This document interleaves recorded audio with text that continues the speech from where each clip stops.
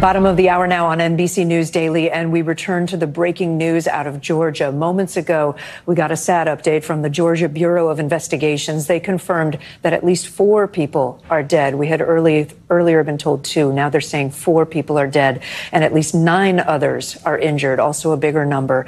They also confirmed that the suspect is in custody and is in fact alive. There was some question about whether they were deceased. We don't know the gender yet. Law enforcement is on the scene there as we look at pictures from above. This school is northeast of Atlanta. The new school year there at Appalachia High School had just begun. Who cares?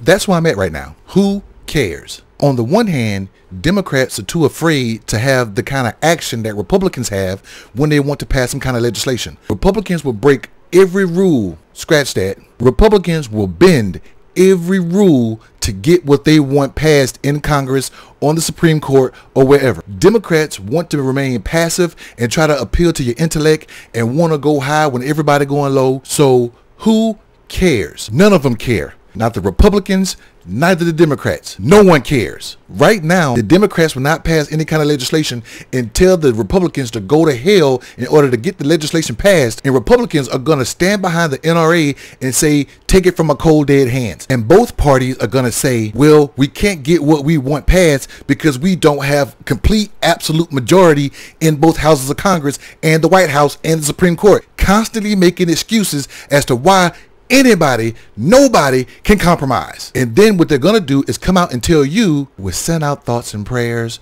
Now is not the time to be talking about gun legislation. Now is not the time. We need to be sending out thoughts and prayers to the families of the victims. And let's try to find out what's going on. And while Republicans are doing that, Democrats are saying, well, you know, there might be some mental issues that the kid may have. We need more resource officers to deal with the problem. No, what we need to do is have bold legislation to say, hey, this is what needs to be done and this is how we're going to handle it. At the same time, I do understand the history behind why civilians need to have those kind of things in their possession, because our history says that we need to have those things just in case we have to defend ourselves against a tyrannical government. So I understand why civilians need to have protection in their homes. But how do we deal with the fact that we have children as young as the age of 14, if not younger, out here getting hold of these things and doing what they're doing in school? So I say, charge the parents. Charge the goddamn parents.